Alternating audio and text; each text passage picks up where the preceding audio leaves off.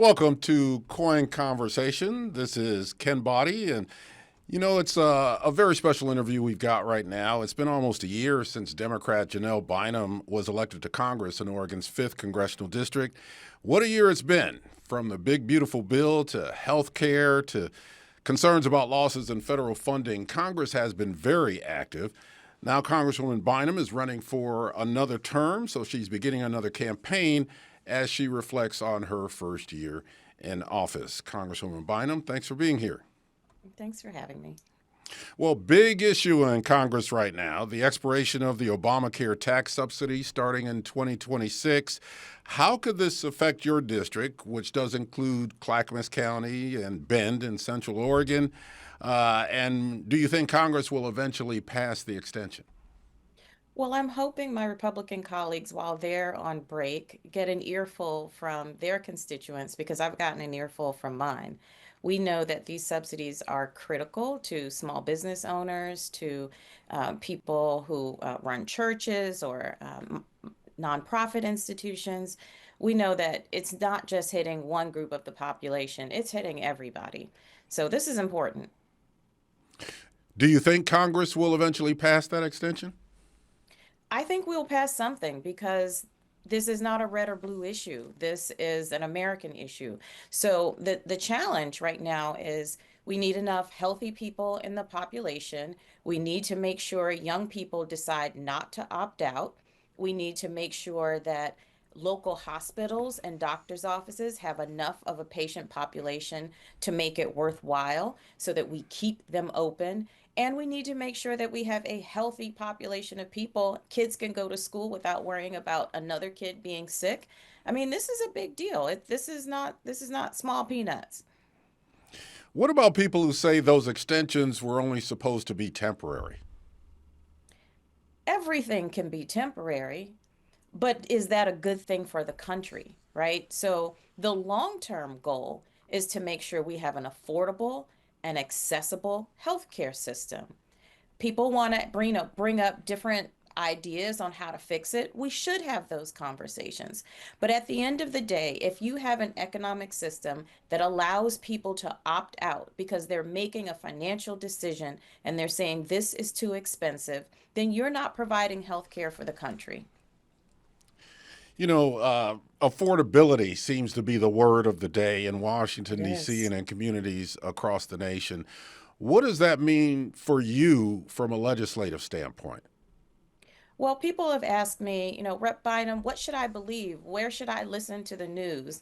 And I tell them, look in your own house. And so I'm looking at my own house, and I've got a daughter who's in college still, and she comes home every weekend and shops our pantry, and then sends me a video of her haul, right? So she's seeing grocery prices go up. People are seeing them as they're going to the store and shopping this holiday season. We're seeing the impact of tariffs. We're seeing even in Clackamas County here in Happy Valley, where I live, we saw that a bond was not passed because people found that the bond wasn't affordable to them. So, bad timing. People are making economic decisions. You come from a business and science background, although you did Mhm. serve in the Oregon legislature. What's been the biggest adjustment for you moving from state politics to Washington, Mm. D.C.? Things are a lot less orderly. If you look at the proceedings of the Oregon House versus if you take a few minutes to look on C-SPAN, they're wildly different. 60 members in the Oregon House, 435 members in the US House. It looks like a bunch of like mice milling around. There is actual legislative activity happening, but it's much less orderly. And you'll start to see now, I think Republicans are on the run and they're starting to be a little more interested in bipartisanship. So you'll see them start to come over to the Democrat side a lot more than they did in the beginning. That's been a surprise to me. Let's get into that. We have seen some cracks in the MAGA base, including the Mhm. exit of Marjorie Taylor Greene. We saw the pushback, even from conservative Republicans, after the president's comments about Rob Reiner and his wife after they were Mhm. murdered. What do you think you're seeing? Get more into that. What do you think you're seeing from the other side of the aisle? Well, I think we're hitting a breaking point, as people again, as they go home, as they're talking with their constituents. A lot of Republicans ran from doing town halls. We actually did 21 in our district and held over 400 events from our district. But as they're starting to go out and as they're starting to get a little more heat, they're having to stand up. And we're also seeing that, some of them are in seats like mine that are swing seats, and they have to appeal to a broader electorate. You can't run and you can't hide now from their voting records. Democrats are in the minority in both the House and the Senate, but that could change in next year's midterms. How important do you think your race will be in that context? Critical. I mean, I won by a little over 2 points. This is a seat that, comprises like almost one third Democrats, almost one third Republicans, and almost one third non-affiliated independents. And what I've tried to say is in holding those 21 town halls, that our office is accessible, that we want to hear from people. People have a legitimate concern about how government is or is not working for them and what government should and should not do. My focus has been on affordability, lowering costs, improving the quality of life, bringing healthcare to the forefront of the conversation, and making sure that people can count on Oregon being a place that they can raise their children and their children can come back home. You were adamant about opposing the president's attempts to deploy federal troops into Portland. Mm. Ultimately, after a number of court battles, those troops were not deployed to the ICE facility in South Portland, and the Texas troops were actually sent home. Mhm. Do you see that as a victory? Well, it wasn't a victory if people had to leave their home for some foolishness. So the guardsmen were Americans, Oregonians as well. And I wanted to make sure that when they leave and they are deployed for real issues, to solve real problems, and to help real emergencies. And that wasn't what was happening.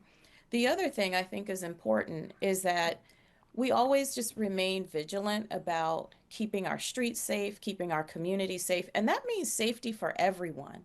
And so when you deploy people on a non-mission, you put them in harm's way and you put the people in harm's way. And I simply disagreed with that. According to your year-end video, and you've alluded to this earlier in this conversation, you had more than 400 meetings and events, 21 Mhm. town halls. Why so many, and why are those meetings with constituents so important to you? Well, number one, this is a very large district. It includes Portland, it includes the Willamette Wine Valley, it includes Central Oregon. And I think the most important thing is that you need to have open lines of communication to the people that you serve. There are a lot of people obsessed with who somebody voted for. That has never been my issue. I've always felt like if Oregon put education first, if we focused on a strong economy, if we kept our Oregon values true to what we believe in, clean air, clean water, we would have a thriving state and economy. That's been my number one goal. That's all I have ever been concerned about.